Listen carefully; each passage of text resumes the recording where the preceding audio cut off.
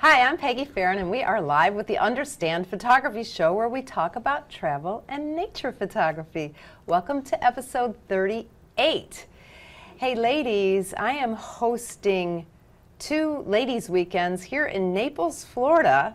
It's an intense weekend for beginner to intermediate photographers who have DSLR or equivalent cameras. It's not really a good weekend for point and shoot type of cameras, because we really learn a lot.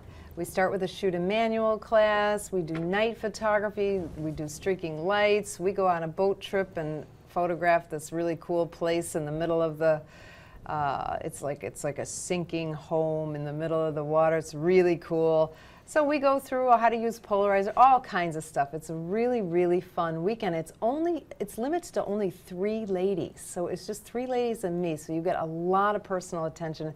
We do HDR. It's really, really fun. June 23rd through the 25th and July 21st to the 23rd. And that is on our understandphotography.com website. And also, of course, we have the 4 Weeks to Proficiency in Photography online class coming up June 8th, and that is a live class. So if you've ever hesitated about taking an online class, this is the kind to take. Because it's live, you have to turn in homework. You have a teacher looking over your shoulder, so you better do your homework, just kidding. But it's such a nice way to learn, because you can ask questions. And of course, at Understand Photography, our motto is we simplify the technical. So we're going to teach you not just, hey, change your aperture. It's going to say, hey, if you have a Canon Rebel, to change your aperture, press this button and you'll see a picture. And so we do that for every camera type who takes the class. So you're really, really going to learn it.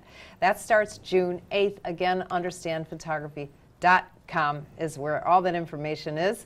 This is the Understand Photography Show, and it's live on Facebook.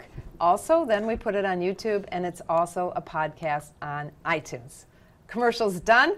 My guest today is nature photographer Jason Eldridge. He's a fellow Floridian.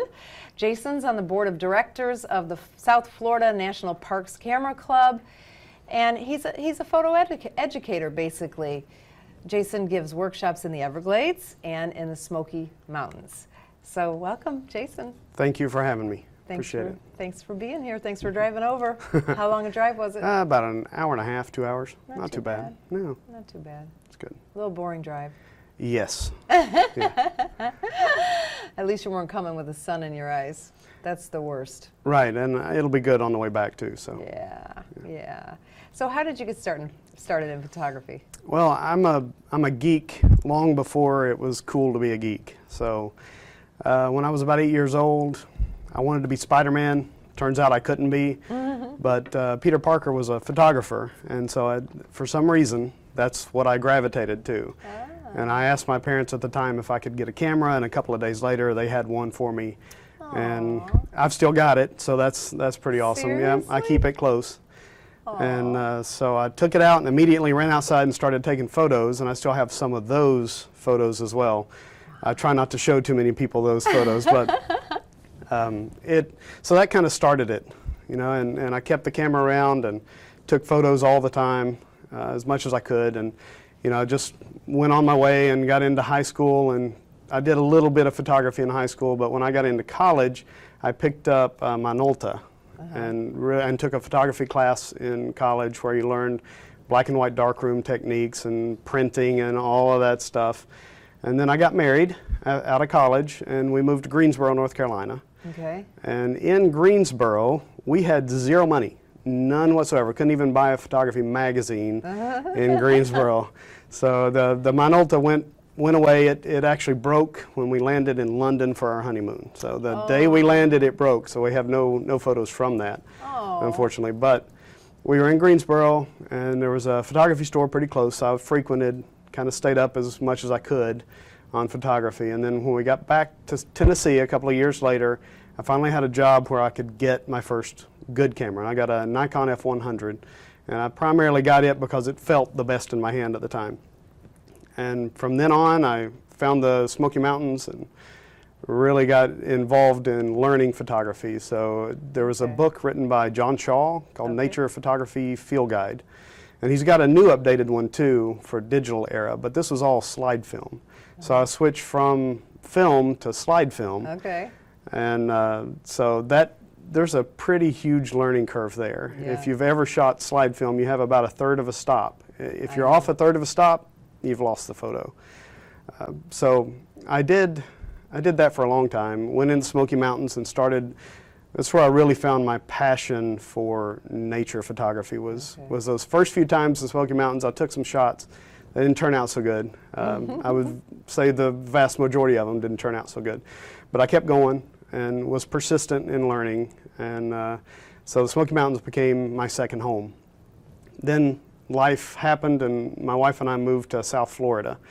And we've been down here, I think, for 12 years now, or approximately 12 years. And she's a dive instructor and underwater photographer. I saw that on your website. In fact, I was going to ask you about that. Now, wait, let me back up though. So, did you ever go to one of Bill Lee's Smoky Mountain weekend? Is it a weekend convention he has? Do you know who Bill Lee is? Yes, yes. I followed him for a while. I've got one of his books. He was a guest here a few weeks ago, I think. Yeah. He's awesome. Yeah, he is. He's got some great stuff out there. Similar to you with the Everglades and the Smoky Mountains, those are his too. Well, but he's lost his mind on bears now. He's into bears. I love photographing bears. Oh, you do too? Yeah, you do have a lot in common with him. Yeah. Well, he has a convention in the Smoky Mountains with some other photographers every year. Right. I think I've seen Bill Fortney there and Matt Kloskowski and a few others. So but you haven't gone? No, I haven't. It looks really appealing to me. Yeah. So, although I don't like to be cold. It's not so bad up there. It's nice in the fall. Really nice. Now, okay. So now, does your wife work with you in photography, or does she only do underwater photography? She only does underwater photography. I've been trying to get her to branch out a little bit more, but the fact that I got her involved in photography at all was a plus, because then as long as I can make a case for a new piece of equipment that will work underwater as well as on land, then I'm set. Yeah, so, but not a lot does, do it? Some of the really nice stuff, 16 to 35, the 105 macro, all of that stuff. Does she have, what kind of casing does she have? She uses a Nikon D7000, and then casing and housing for that, and then the big strobes that go underwater. So she's big. Is the housing flexible for different lenses then? There's dome ports and extension tubes that you have to put on, so you change out those ports depending on what lens you have. Wow. Yeah. I should have her on the show. Sounds you absolutely should. Yeah, that sounds interesting. I'm sure she's watching, so you can thank me later. What's your wife's name? Kim. Kim Eldridge. Okay. Shout out to Kim. That's right. Okay, so do you have like a favorite spot in the Smokies that you go to? I absolutely, Greenbrier, Tennessee. It's really close to Gatlinburg, and it's not frequented very often. Oh. So a lot of folks that find it are fly fishermen. So it's rushing streams through the mountains, and it's quiet. And so Gatlinburg is really busy. It can be really busy. So you go just a few miles, I think maybe 5 miles outside of Gatlinburg, and you turn onto a little gravel road for Greenbrier. And there's about 3 miles of gravel road, and just about anywhere you stop there, you can get out and go to the streams. And that's probably my favorite thing to photograph. So that's neat. It's very relaxing. Yeah, it's so nice to get out in nature. Now, when do you do your workshop? Typically in May, and I think next year it's going to be May 8th to the 12th in the Smoky Mountains. I just got back from a trip there. Is it cold there? No, it wasn't. It was the hottest week they've had, so it was in the upper 80s. Ooh, I could go with that. Then I could go. Yeah. Now on Klingman's Dome, it was in the 50s, and I'm sure it was much cooler than that once the sun went down. Oh, yeah. But it's nice because you can get out of the heat at least somewhere. Now, how many people can go on your trips? I like 5 or less, just like because. That's what we do too. Right. If I get 4 or less, everybody can ride in the truck with me, and that's nice. It's a nice way to have some education along, riding along, and then you get to know people a lot better. Right. Because there's quite a bit of driving in places there, so you get to spend some time in the school that happens inside the truck. Right. So. Yeah, that's cool. That's awesome. What about in the Everglades? Do you have a favorite spot there? Everglades, I would say Mahogany Hammock. Mahogany hammock. I like actually the road leading into Mahogany Hammock because you can get some nice sunsets there, and it's a pretty good location for some sunrises as well. That must be closer to you because I'm not familiar with it. Right, it's down on the southern entrance, so like you're going to Flamingo. Okay. And then you've got Paioki, which is another road that runs out, and that one's pretty nice too. And Mahogany Hammock is, I like the road. Mahogany Hammock is fine. It's you can go in and walk around the hammock there and all that, but the road, yeah, it's really nice. Is it like a cave kind of road where the... No, it's wide open either way, and okay. they're good places for if you're going to photograph lightning too, because you can get a larger view of the sky. Oh, yeah. All right. We're going out tonight for Milky Way. Hopefully nice. It's clear, but Yeah. we don't go that far. We're from the West Coast. Where do you go for the Milky Way shots here? You know what? My friend Chris Hopkins, who everybody knows Chris. Because I always talk about him on the show, but he won't come on my show. But he is the swamp guy, and he's taken us. Okay. I never know where he's going to take us, and half the time I don't know where he took me, because you're driving and driving, and you're turning down roads. You go on the expressway, and then you turn down some back road, and he's really fun, but he loves it. He lives kind of out in the Everglades, and then he explores all the time. So That's great. So he's our guide. So he's awesome. Joe knows the Everglades pretty well too. I like to go, but I like to be taken. Oh, okay. Yeah, that's nice.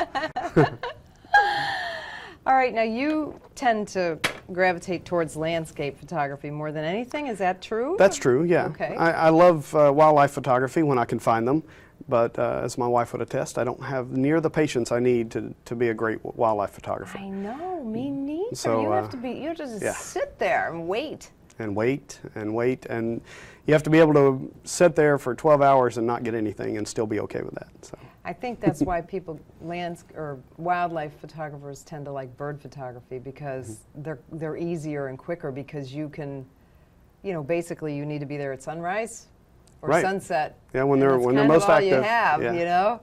So I think that's just my theory. I have no idea, but birds are beautiful. So Yeah, I've got several shots of birds, and all at the Nhinga or Shark Valley. That's for most of them. Wakota-Hatchee. That's a great place too. That is a great place. There's a lot of wildlife in Florida. We're so lucky to be here. Smoky Mountains. Bears. There's bear if you're lucky enough to find them. We found 12 this time around, but only one was ever close enough to really photograph. Oh wow! So it's hit or miss. So you don't go to the Smokies necessarily for wildlife. You go for landscape, and then be prepared for wildlife when they show up.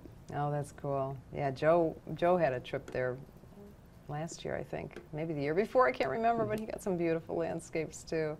So do you have any tips for landscape photographers? I've got a ton of tips, so it just depends on what we're looking for. Okay, So what do you got? Let's just throw some stuff out there. All right, we'll start with Greenbrier. So think about mountain streams through the green, trees and the rocks and all that stuff there. So there's a lot of things you got to consider. First, you're going to have a good tripod, a decent tripod, not a real good tripod, but got to have one. Not a cheap piece of crap. No, either. you don't want to pay the tripod fee, which is like $25 to $50, somewhere around in there.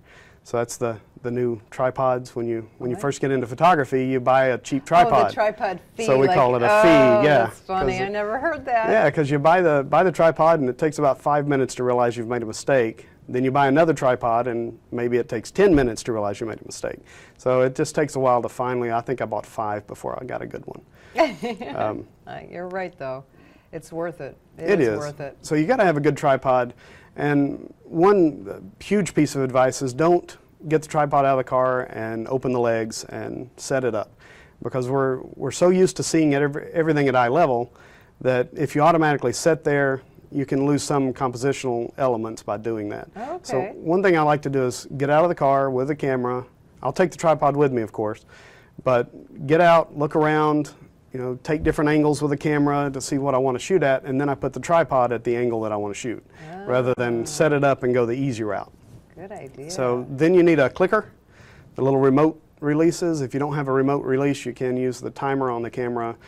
Most cameras allow you to set it to things like 2 seconds, so you can do it without having to wait your typical 20 seconds for it to go off. Right, and you're talking, the reason you're doing that is so there's no camera shake. That's right. Because when you hit that shutter button, you're shaking the camera. That's correct. Okay. So, and the reason I mention that at all is because with water shots, you want long exposures. Right. So if you end up with fast exposure, you just well take it with your cell phone because everything looks choppy and nasty and not so great. So for me, I like 1/6 of a second to 3 seconds, somewhere around in there. You can go longer, and there's a place for going longer, but you lose a lot of that detail that's in the water as the water caps out as it goes across the rocks. And, so you said about 1/6 of a second to 3 seconds. 3 seconds is that's your sweet spot. That's right. And so when I'm there, I shoot at aperture priority, and then I use exposure compensation. I usually dial it -1.5 to 1.7 sometimes, because what you have to worry about is that white from the water, because you can expose the scene properly, and that white from the water is going to blow out. And there's quite a bit of detail, as I said, in the water as it comes across those rocks that you can pull back out. Well, why do you shoot an aperture priority then if you want your shutter at a specific? Because typically I'm at f/16 Okay. most of the time, and then early morning, you don't want to be there in the middle of the afternoon. Early morning, that gets you plenty of shutter speed that you need.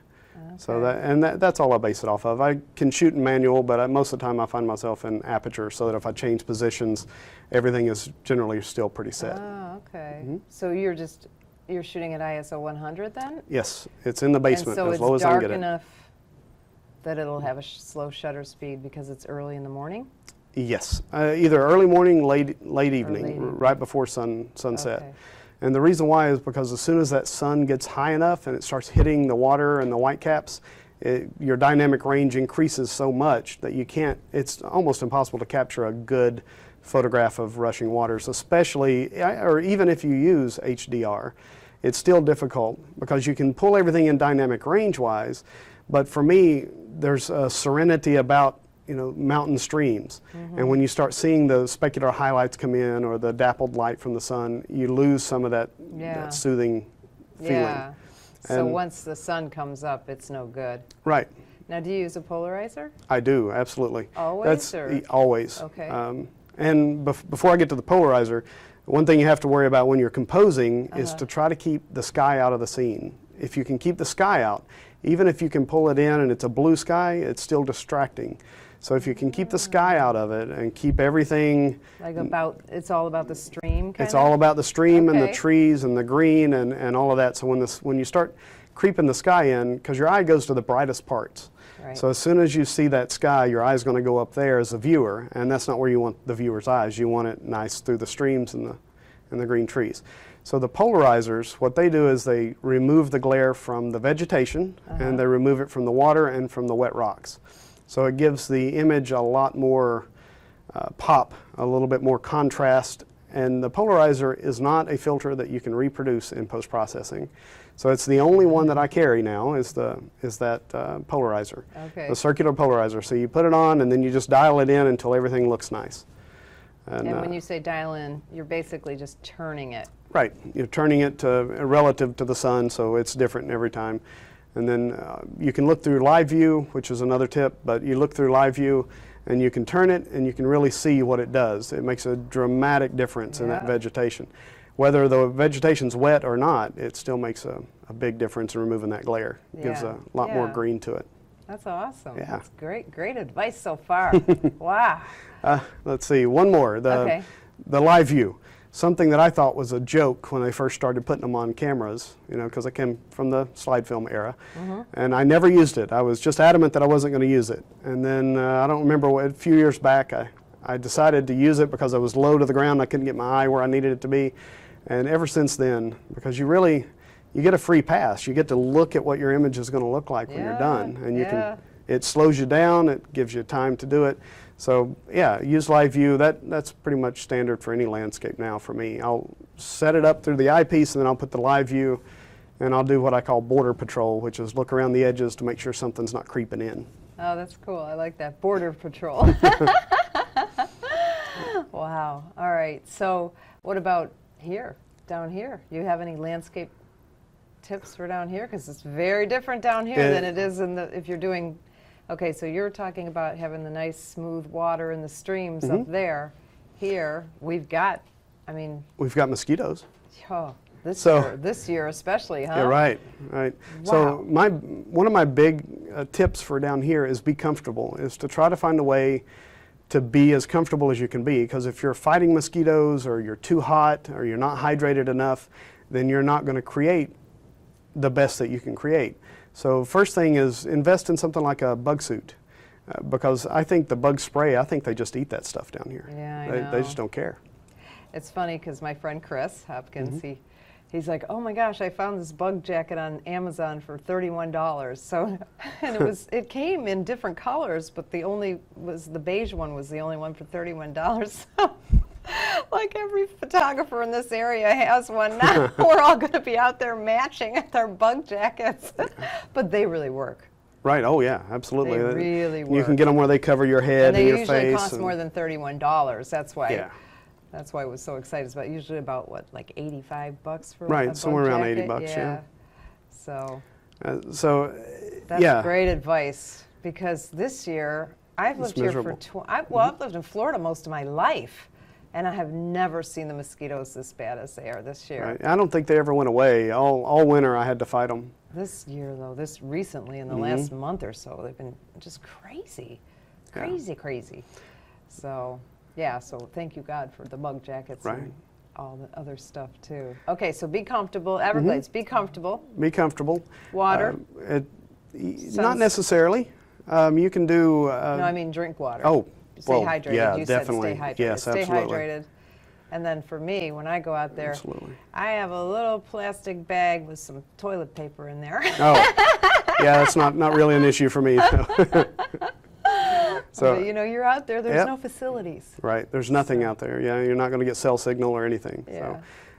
So another great piece of advice is to get off the road. So there's, at least the southern entrance, there's one road, and then you got a couple of offshoots, Paioki and Mahogany Hammock. Okay. So get off the road. Be willing to get off the road, to park along the side and walk into the grass areas. And if you've never done it before, go with somebody first. Go with a guide. That's right. Go with somebody that knows. I told you, Chris takes me, one of my favorite spots he ever took me. I could never find it again. We walked for over a mile, just deep in, and we were up to our waists in water, and I have no idea where we were. And he was marking the trail with, the tape, not tape, but whatever it is. And, yeah. Wow. Nice. It's really fun, though. It is, and I fell into the habit that most people did, which was drive through the Everglades, and then you leave and you're like, yeah, there's nothing here. And then a good friend of mine, Robert Chaplin. I gotta look him up. He's a wonderful photographer and a really great guy and all around. So yeah, he'd be great. Guy? He is. On your side? He is. He's born and raised in Miami. So. Oh wow. And he knows the Everglades like the back of his hand. So he's great. But he took me in and got me comfortable with going to these places. So like I said, I went through and came back out, and I didn't like it very much. It's just the Everglades, because I left the mountains where everything is obvious. And I believe, honestly, that the Everglades made me a much better photographer, because you have to work to get good images. To find those images. They don't just hit you. Well, sometimes they do. Right. But most of the time you're walking and. In fact, if you go with other photographers, it's a big, for me, it was a big envy education, because I was like, I was standing there, I didn't see that shot. That kind of stuff, when you see everybody else's shots when they were right with you. Yeah, everybody's together, right? Because it is. You have to figure out the tree formations and where they are and what position and what to put in the foreground and the foreground, middle ground, background, all that stuff. You really have to work at it. Yeah, because this is where I learned landscape photography. Right. I've never actually done it anywhere. Well, you go to the Smoky Mountains, and it's hard to not put your camera in a place, and it's hard. I mean, it applies there too. To get the different shots that people take, you've got to work at it. But I think the Everglades really helped me improve my photography quite a bit because of that. Yeah. Because I go out and take a picture and get home and go, it's terrible, and then you got to figure out why it's terrible and start working on it. So that's awesome advice. I never even thought about that too. So what else? landscape? I have more questions for you. Oh no, that's fine. I've always have landscape photography tips. That's awesome. I've mentioned the LCD before, but is in line with that is to be deliberate. And when you go out, don't just do the spray and pray method. I'm going to take a picture here and over here and over here and over here, and then I'm going to figure out which one works. Is try to imagine it in your head before you take the photograph, so that when you do, you can look at it and say, yep, that's exactly what I wanted. And then you know you've got it, and then you can move on and be deliberate in what you do the next time around. Okay. So, and with wildlife, it's a little different. It's a little run and gun with those things. But with landscape, you've got time. If you're diligent enough to be there early, which always be there early, never be late, and then you've got the time to work out what you're going to do.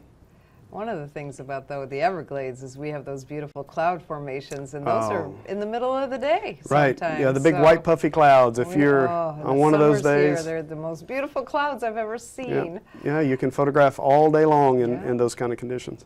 Gorgeous. So, and sometimes we do. You just don't want to leave because it's so much fun. So. Another piece of advice is don't always go wide. I like to go wide angle. But most often I'll put on a 70 to 200, and then you zoom in and you pull out vignettes of the landscape. So this applies in the Everglades, like in the Smokies, where you're beside the water and you can zoom into these places and pick out intimate landscapes, is what I like to call them.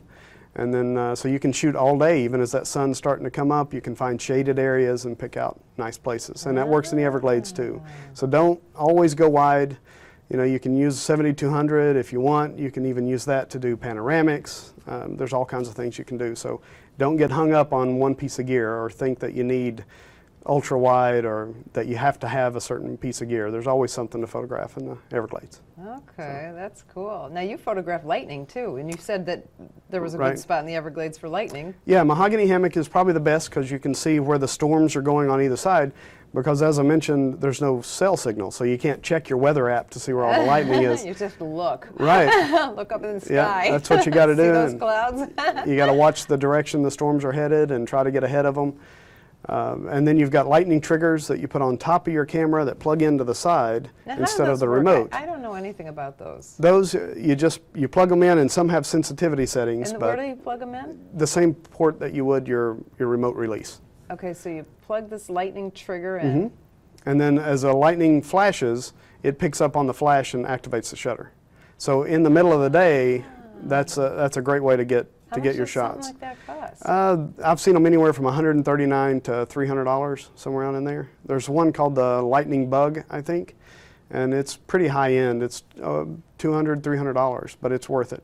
Wow. It's worth it, and that's during the day. I saw, at some convention, I saw somebody selling it, but I was so busy because I had a booth and I was a speaker, and I kept wanting to go over there and find out what they were doing. I just never did.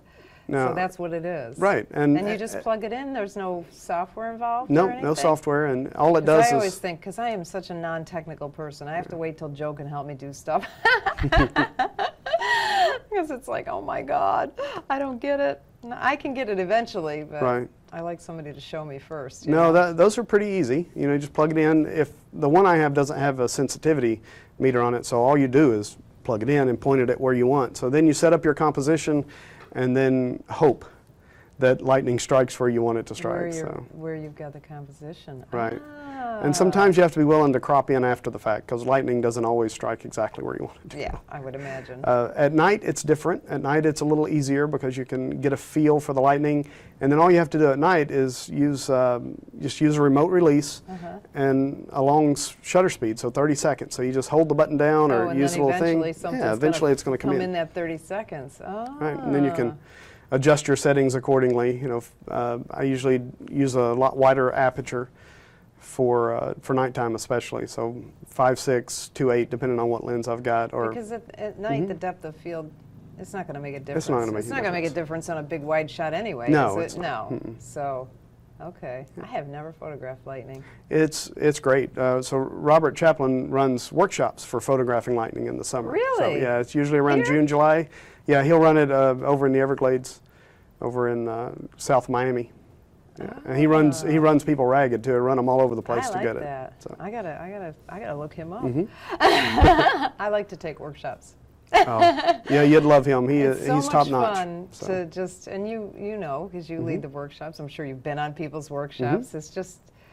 It's so much fun to learn in that environment. I think it's the best environment. I mean, I think to learn the basics, it's better to have a little classroom stuff to start to get your foundation in photography. 4 weeks to proficiency. Remember, you guys. But then to practice and build on your education as you go and do fun things. Yeah, you know? and it's great because you meet a lot of great people, and then you can stick next to an instructor that knows the area, knows the cameras, knows all of that stuff. All around, it's a great environment to learn. And even if you don't go to learn, you can go to experience and to be a part of it. So it's great. Yeah, that's awesome. Wow. Now, have you done a lot of lightning? Obviously, you know a lot about it. Well, I've done not nearly enough. That's because it's addictive. So once you start, I've got a few shots that I absolutely love of it, but by and large, I don't have enough. So yeah, because you got to go out in bad weather. Right. Yeah, it's got to be bad weather. There's no doubt about that. And do you like put gear, rain gear all over your equipment? Or? Yeah, I typically. What do you do to keep your lens? Do you keep your lens hood on? Is that what you do to? I do, and then you've got these little baggies that you can put over them, and it cinches up right at the end of the lens, and it covers everything, so that even in a torrential downpour, you're probably going to be okay. Okay. I shoot with a Nikon D4 and decent lenses that are all weather sealed, but I don't trust it that much. I'd rather put the bag on it or whatever. Right. Yeah, and I know I was we had the. Did you come to the convention we had here in Not March? this year. I did a couple of years back. It was great. Well, I went over to Hunt's photo video, and they have all this stuff. Oh, it's really fun. Anyway, I said, I need some rain gear. And he had this one, and it was like, I forget, it was like $40. He's like, this is the one you need to buy. And I'm like, but I want this one, because it was big and bulky, and I thought, I just won't keep it in my camera bag. This other one was small. It fit the camera. Not perfectly, but but it folded down so small. I just keep it in the bag now, so I have it with me all the time. But if I was going to do that, I probably should get the $40 one. Right? I use the $5 one. Really? Yeah, because you can get them from B&H. You get 3 or 4 in a bag, and then they, like you say, they all fold down and shove in that bag. And then you just keep them in your bag in case you always have need it, them. right? Yeah. Because even if you're not shooting lightning, sometimes it'll rain, so it's good to have it. That's what happens to me. Because so far I've never gone out to shoot lightning, and I've been in the rain several times.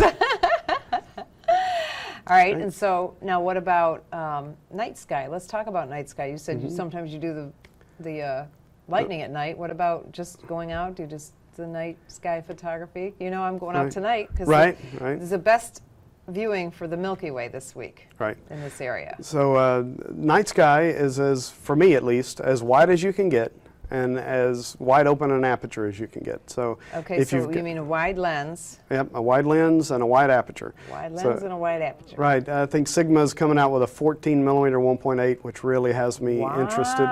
And so yeah, as wide as you can get, as much light as you can let in. Because the more light you let in with the stars, the less you have to raise your ISO, which means less noise. And you're already going to be doing relatively long exposures, so you're going to introduce noise that way, and then you raise your ISO, and so there's more noise. So as wide as you can get, and as wide an aperture as you can get. Okay. Yeah, because you don't want your shutter speed too fast. Right, because you'll get star trails, right? No, if it's too fast, then you just won't see. Yeah, if it's too slow, then you'll start getting star trails. So about 20 seconds, I have a 16 to 35, so about 20 seconds will keep those stars still pinpoint. Okay. So even at 20 seconds, the Nikon D4 does great with ISO, so I'm still at 3200 ISO at 20 seconds because my lens is an f4, so 16 to 35 f4. Okay. So I needed the extra. Oh, okay. That's interesting, yeah. What else? I know Joe just gave me a whole bunch of advice on night sky photography, but I can't remember it now. A lot of it's the same really good tripod, remote release. You can do multiple shots so that you can then stitch them together later in a time lapse. Oh. So you leave everything set up, and I always just click the button and lock it and walk away, and then it gets the shots, and then you can stream them together in Photoshop, and it'll make a really nice time lapse, and then you can pull out shots in that if you want. Okay, no, I don't know about how to do the interval shots. You can You don't do have them to. automatically, is Right. what you're saying? Yeah, if you How if do you have do it set for 20 seconds, you just hold the button and lock it, and then you It can just leave keeps it, taking and so it? it'll just keep cycling. That's it? Right, that's That's it. all there is to Right. it? Now, some of the Nikon cameras out there, they stop after 75 shots or whatever the number is. Okay. So at some point you might have to stop and then start it again Okay. if it doesn't keep going. But yeah, it's pretty simple, and then pulling it together in Photoshop is pretty simple as well. So. That is so cool. And then you get to see, not only do you get those shots of the Milky Way that you can pull out, but you get to see it move across the sky, which is always great. That is cool. And then you can put them all together, make star trails. So one night you can do star trails, Milky Way, and time lapse, all in the So same you do thing. the star trails in post? Right. Not, you don't shoot it? No, yeah, I don't. I mean, you can. You can. But you don't. You Right. can do them in post by doing what you just said. Right, and then you stack them all together, and then you change the blend mode to lighten, I think it is, and then it just How just cool. works. Wow. I'm excited to get started in night photography because I have never done that either. You know, I started as a portrait photographer at weddings, so that's what I did I've done my share of those. until, well, I still do. What am I saying? That's how I make my living mostly. But when I started Understand Photography Center in 2009, which has been a while now, you know, first we were teaching the portrait photographers, but then we started expanding, and then we sort of more morphed over into landscape and travel photography and macro and Right. that world. So that world, you know, I feel like, even though, I mean, I've been working with it, but not heavily. Right. So I still feel like a little bit of a beginner Well, sometimes. you know what? I've been doing landscape nature photography 17 years, and I feel like a beginner sometimes too. And I think that's what I love about photography, is it doesn't, you know, I've got all these numbers in my head and all the ISO and apertures and all that, but there's always something that I end up learning Yeah. that I didn't know every trip. And I can learn so much even from people that have never been photographers. They're just learning, and I'll pick up something that they read about that I didn't know about, you know, that kind of stuff. So Yeah, I love it all know. around. I'm constantly learning. Mm-hmm. You can never, it was funny, I had an intern once, and she was a high school student. And I said, oh, I'm, you know, teaching, you know, one of the perks of working here is you could take the classes for free. And I said, I'm teaching a Photoshop class. And she goes, well, I have a certificate in Photoshop. Like, she already knew it. Oh, wow. I was like, okay. If you already know everything, okay. So I was I kind of think shocked from that. I think another piece of advice, not camera related, is to find a photo community. So the reason I was able to find the spots in the Everglades is because of Robert and because of the South Florida National Parks Camera Club.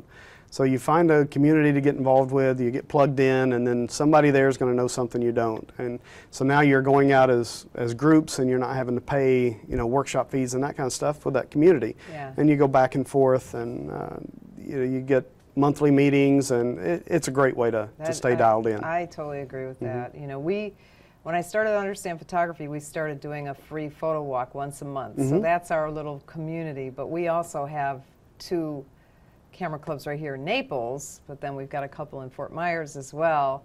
And, you know, we all kind of work together and know each other, and It's great. most of us belong to all of them. You know? Yeah. But once you get to know the people, then, you know, especially this show is really fun for me because, like, Diana Kelly is like, come on, I'll take you out in the morning, we'll shoot birds, I'll teach you. And Nice. so I meet a lot of people here, too, that say, hey, great. they'll teach me this or that or the other thing. Yeah. It's so much fun. Yeah, it's the It's photographic way more community fun is with yeah. other people. And It a is. lot of people are like, oh, you know, they're kind of to themselves because they like to be out in nature, but I have my days like that where I like to be out there alone, and you know, but Yeah. most of the time I love to have folks along. and you learn more when you're with other people. And other people, they help you stretch your creativity, I think. Right. Because you see what they're doing. Yeah, and they're you're, going to see it a different "Oh." way than you see it, and Plus maybe you're it's not the good way, but you'll learn something from that too. So Yeah, you know. good point. Sometimes That's you right. learn what not to do. That's right. You can help folks, and you know, if you're seeing them do something that's not great, you can mention. You know, that's by and large, that's what I do on the workshops. Is just say, hey, why don't you tweak it this way or try it this way? So, and then they can help you with that too when you're not doing it right. So. Yeah, yeah. And that, you know, I forget, I think it was last week, Cheryl Arena was my guest, and she was like, you know, you have to be open to critiquing too. That's right. You have That's to be hard. humble, and it is hard. Yeah, it's very hard because is you know hard. it's a photography is a very personal experience, and so you put your heart and soul into a photograph, and someone looks at it. My wife's great at this, by the way. She looks at it and goes, "Yeah, that's not so good." That's why you got married. That's right. Yeah, she doesn't have a filter, and that's fantastic. So. Oh my God, that's yeah. what people say about me. And that's great, you know, and you have to be open to that because your first instinct is to be defensive. Yeah, I know. You know, to rush to it and defend it, but instead, just take the critique as it is. Maybe you don't agree with them. That's okay too. Yeah. But maybe you can learn something from what they see. Yeah. So that's So fantastic. you're right, it is hard. But It is. But it is a good learning experience. That's why they say to compete. Mm-hmm. Competing is good because you find out that, hey, this is not the best picture in the world after all. Or, Right. And you know, you it's have a little to. painful sometimes because I get a lot of new photographers and they want to be, famous photographers, Right, and right. so they go to their first competition and they just Yeah. they get brutalized, and I feel so bad for them because Right. they really think that they are the best photographers in the world, and then they Wow. learn, and most of them quit. Yeah, Most that's of them sad. just don't.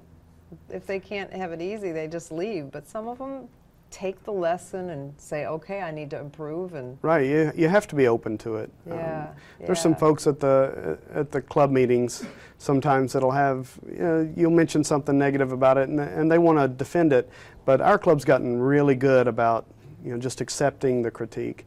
And I think that's a great lesson for everybody, is just accept it. You don't have to agree with it, and understand that the person that's given the critique is trying to help you. They're not doing it to be mean or nasty. They're just trying to Right. make it better, trying to make you better. So. now that we're talking about clubs, I'm just Mm-hmm. going to plug next week's show a little bit because there is a guy here in town who I've known for a long, long time. His name is Sonny Saunders. He's going to be my guest next week. And when the world started going digital, Sonny and me and I don't know, there were about 5 or 6 of us that would rotate. But we drove all the way to Sarasota because there was a photography club called Damage that was all about digital photography. Right. And digital photography was so new that you couldn't learn it. The internet was not like it is now where you could just look stuff up. Right. The internet was there, but it was well, you're so young, you don't know. Not that young. But I know all my classes were, if I could find a class, it was in Miami or Tampa or Orlando, so far away from me. Mm-hmm. So 2 hours away, and Sarasota didn't seem like that big of a deal. Well, Sonny started a very similar club here, I think 11 years ago. And I think there are 400 members in that club now. that's It's great. an amazing club. He's got all these sub clubs. Actually, it's not that great for my business. I give photography classes, and their photography. They're not classes; they're users groups. But you can learn a lot in users groups. Right, So of he's course. going to be on the show about photography clubs and how to build a photography club and how he did it and all that other things. That's So, great. Yeah, so it should be a good show. So you also photograph aircraft. Right. Now, how'd that happen? Because that doesn't seem to go with the flow. Well, and I guess, at one point I was in portraits and weddings. I did all of that too, and God bless those people. I don't know how they keep doing it, but that's just not my thing. I was decent at it, but holy cow. That takes special people. You got to love it to do it. So Well, you have to like and then- people. Right, you absolutely have to. Not that I don't like people, but you've got to like them a little, probably more than I do. So in all of that we talked about my photography, one of the reasons when I was in college that I picked up the Minolta is because I was learning to fly too. So I became a pilot, and that kind of was my love affair for aircraft. And then I would go to the air shows and I'd take those photos, and they just weren't very good, to be honest. And then Moose Peterson, who I think was a guest, the FCCC, a couple of years back. yeah, He's really yeah. big into aviation photography, and so I watched some classes that he did, and really the next time I went to an air show, I really spent the time with the aircraft to photograph them. And you're not lucky enough to get those things during the nice golden hour. You have to Right. get them in the middle of the day. Harsh light. Right? and- So yeah, it's a whole lot of zooming in and getting the details of the aircraft, and then there's the jets and the props and how you shoot them differently. If it's a jet, you can have a fast shutter speed because jets are fast, so you kind of need that fast shutter speed. But if you're shooting a prop plane, you need a slower shutter speed, less than 250th of a second, or slower than 250 if you can get it, because you want that prop spinning. If the prop's not spinning, it looks like somebody hung it from their ceiling. Right. So, and recently, now, last how do you year, do that if it's super bright outside? Just tiny little f-stop? Yep, just a little bitty f-stop, because that doesn't matter, because you're shooting up anyway. And you're using the polarizer here too, right? No. No. No, Okay. I don't use the polarizer to turn the sky blue or anything like that, but you can, if you need the extra, you can do so that, like but you I've lose never a had an stop of issue. light, Right. usually, right? In most polarizers. Right. And then you got to practice your panning, because the props are moving and you're panning with them. So you'll hold down the shutter and pan with them, and then you'll look, and out of 50 shots you might get 2 that are sharp and the prop's Panning spinning. is hard. It is very. I love panning. Yeah, though. get your shoulders, get a good workout doing it. And so I love aviation, so I'll get every chance now, I get. Do you I'll go go. to air shows to do that, Mhm. or is that how Yeah. you find the jets That's flying? yeah, that's the I mean, where do you absolute find jets best way. Because at the airport, there's not enough, right? No, there's not enough. If you know somebody that would like photographs of their airplanes, that kind of stuff, you can do it. But yeah, it's air shows. I think Lakeland has Sun and Fun, which is a great that a place. big Yeah, it's the second largest in the U.S. and it's a week long. And they usually have the big names. All the big names will go to it, and it's a great place to go. And we Photograph just went, them. and by we, I mean Joe. Understand Photography. There was an air show in Punta Gorda. Or no, I'm wrong. That wasn't an air show, was that? Yeah. It was an air show? Yes. Yeah, in Punta Gorda, they have a small airport. They have an air show. So we did a free photo walk. We call them almost free photo walks because we don't charge, but there's an admission charge often where we go. So, so Joe leads most of them. Yeah. So, so. so aviation seems out of place, but it's always got a Joe, place I know. for me. I So. remember on one of his propeller planes, he did the motion blur in Photoshop because he was freezing and he said the same thing. You can't have that. It looks like it's hanging in the air. Yeah. So he did that in Photoshop. I don't know how. Radial blur maybe. I'm not sure. I wouldn't know. I guess. So. That's interesting.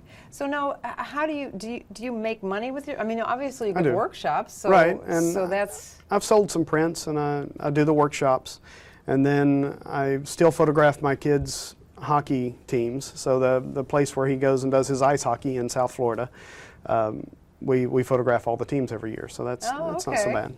Yeah. That's one of the perks of being a parent. Is it a perk or is it a curse? No, it's a perk. It's a perk. Yeah, yeah. He's a great kid. So. Aww. How old is he? He's 8. Oh, that's such a good age. It is, and he just got picked up with the AAA elite that's over here. So we find ourselves over here quite a bit. So he's a goalie, and he's very, very good at what he does. So. My brother's a goalie in the over 50 league. Oh. Not down here though. He lives in Michigan, but he loves hockey. Yeah, we do and too. Goalie, you get more opportunities as a goalie. You do. So. There's very few of them. Yeah. There's something that have to be off in the head just a little bit to let somebody hit those pucks at you. Pucks right at you. I know. That's so cool though. It's only 8 and he's doing that well. Wow. And so I photograph the games too. So now, do you sell do you put them on a website and sell them to the parents? No, or do you just give them to them? The action shots and stuff, I'll usually just let the parents have them, and then they remember that when it's time to do the portraits. And so you do the portraits in the full gear and everything on the ice rink and all Yeah, that? well, we do the portraits off, and then we do the team photos on the rink. And so I set up a backdrop and lights and all that stuff for the individuals. And how do you use studio lighting for that? Mm-hmm. Wow. Yeah, I just use two lights at an angle at them, or? Actually, I just use one. I use one, and then one of the cheap Yongnuo flashes. So I use the Elenchrom as my primary light, and then the Yongnuo as a slave, so that you get hair light on the backside. How many people are in a hockey team? Between 10 and 15, somewhere around in there. Oh, okay. And so we've got. I don't know. See how much 5, I know 6 about teams. hockey. I thought they were bigger groups than that. Well, they got 5 or 6 teams there, so you got all the ages, and so I do all of it when I go. Okay. I'll do everybody's team. Oh. Yeah. That sounds cold.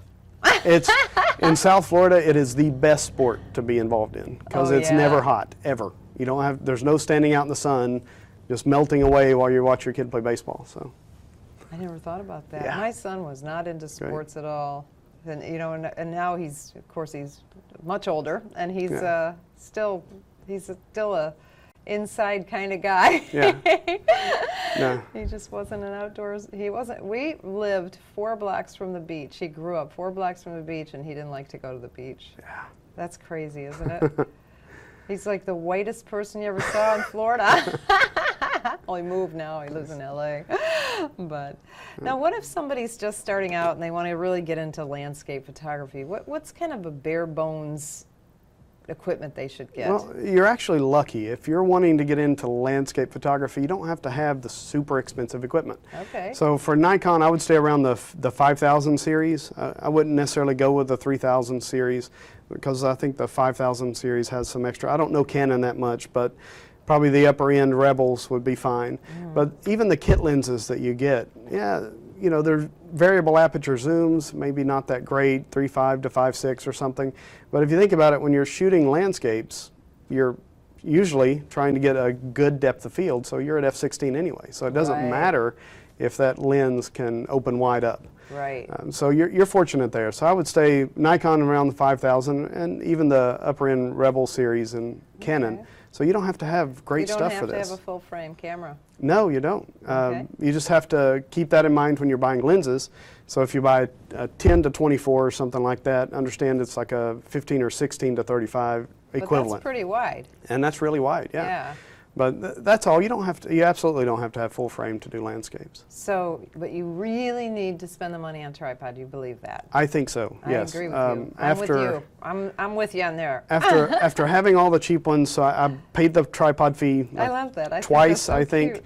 And then I got an aluminum one, and I kept it forever. And then I bought a Really Right Stuff ball head, and I put on that aluminum tripod.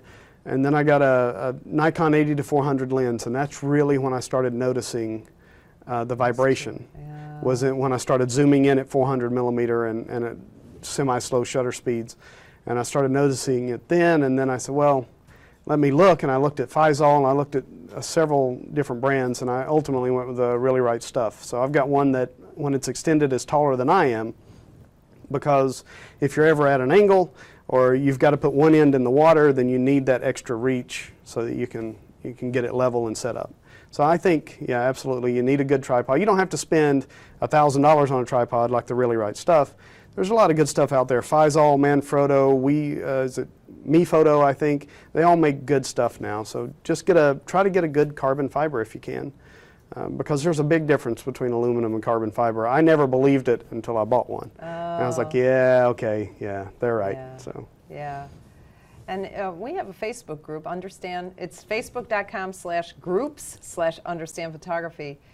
Anytime somebody's buying equipment, I say, just put it down, put it out there on our Facebook group. Say, hey, I want to get a new tripod, and here's what I'm going to be doing. What do you guys recommend? And you'll get a lot of good feedback from our community. So anytime you're buying a lens, anything, I say, put it on the Facebook group before you make a decision. Whatever you do, just don't buy something. Right. Do some research, because photography is not a cheap thing to do. It is not. I mean, the equipment, the workshops, everything is expensive. You don't want to make $300 or $400 mistakes. Right.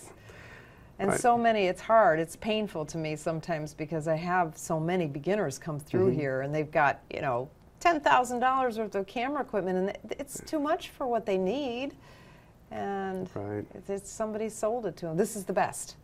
And they hear, oh, it's the best, then I need it. Well, my philosophy with lenses is you need 10 reasons to buy a new lens, 9 of which can be, I want one. So you just got to have that one reason. So. I love that. That's really cute.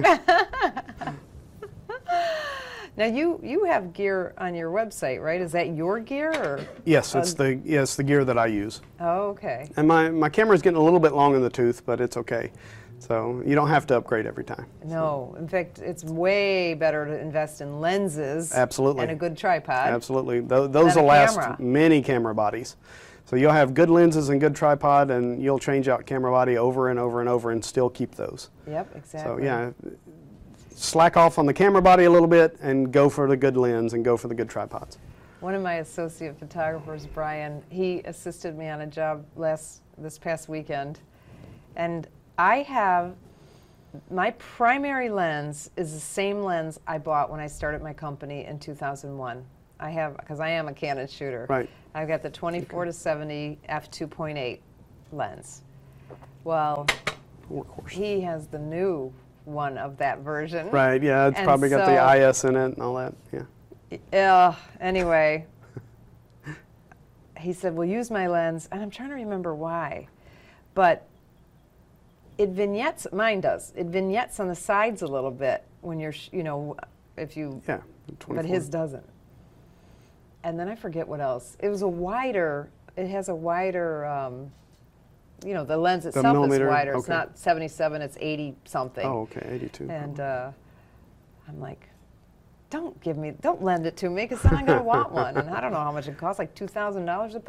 But the main point is, I think I paid $2,000, maybe a little more for that in 2001, but I'm Right. still using it as my primary lens.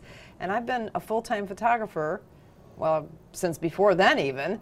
But when I started my company, I bought that lens, so I know the date. Right.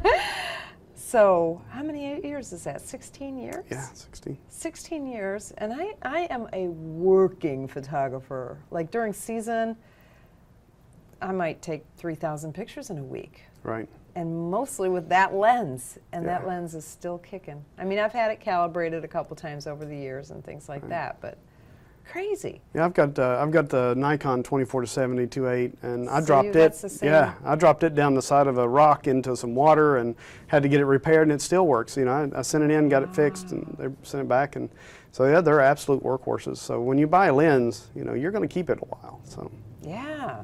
Although I did finally get rid of some lenses because I was getting a little too much of a collection, and again, it was stuff that I didn't research. I just kind of impulse Right. bought stuff, and then I didn't use them. So I got rid of some stuff this year, which was a little liberating. that's good.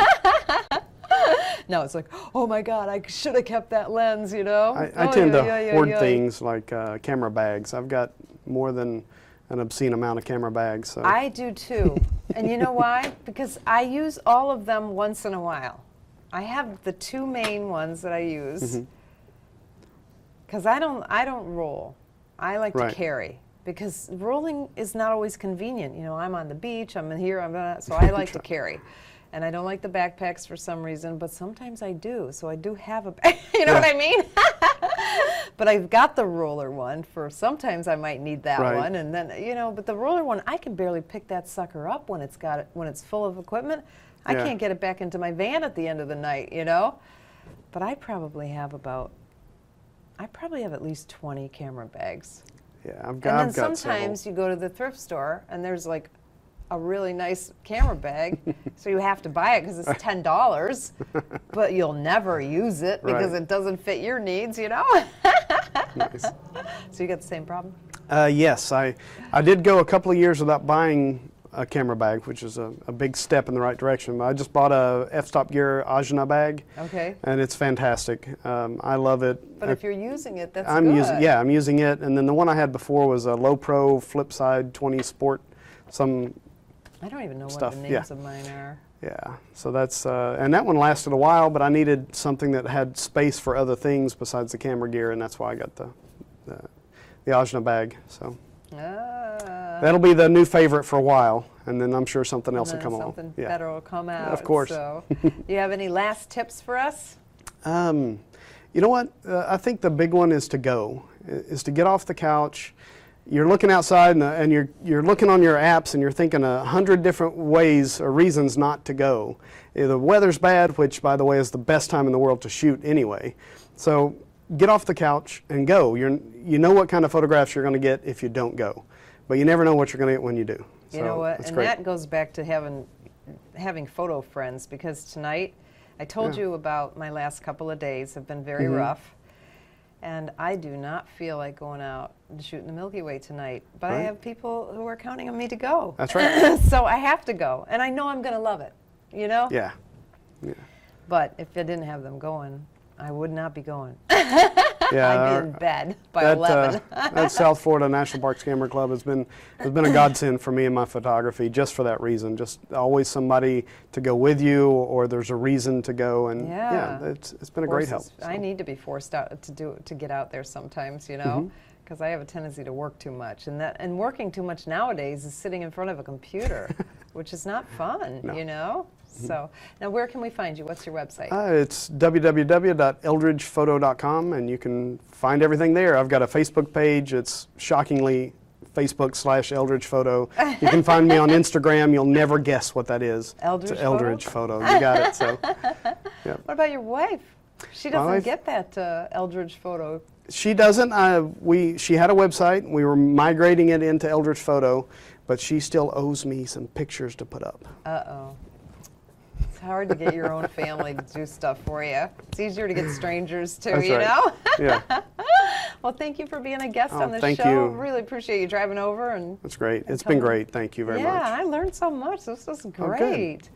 I'm sure Heather's over there furiously taking notes, you know. Yeah. So remember to check the show notes on understandphotography.com. We usually get the show notes on by Monday or Tuesday. We'll also put this video. It's available on Facebook right now, but we're going to have the higher quality video on YouTube and also as a podcast, so you can listen in the car while you're driving. So, and while you're on Understand Photography, don't forget we've got lots of articles on there. So look around, and we've got lots of little free gifts here and there too. So sign in and get some of those free gifts.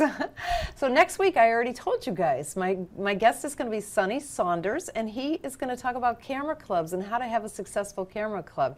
He's the co-founder of the Naples Digital Photography Club, which has the weirdest name ever. And I'm going to explain the name before I tell it. They needed to get the nonprofit status, but it's expensive, so they got the nonprofit status as a special interest group under the Naples Freenet. So it's Digital Photography Imaging Special Interest Group, DPI-SIG. So that's what we call it, DPI-SIG. So turn in here on the Understand Photography Facebook page next Friday at 4 p.m. Eastern Daylight Time to watch the interview live, or you can watch it later if you can't make it live. I'm Peggy Farren. Thank you for watching episode 38 of the Understand Photography Show with my guest, Jason Eldridge. Thank you. Get up!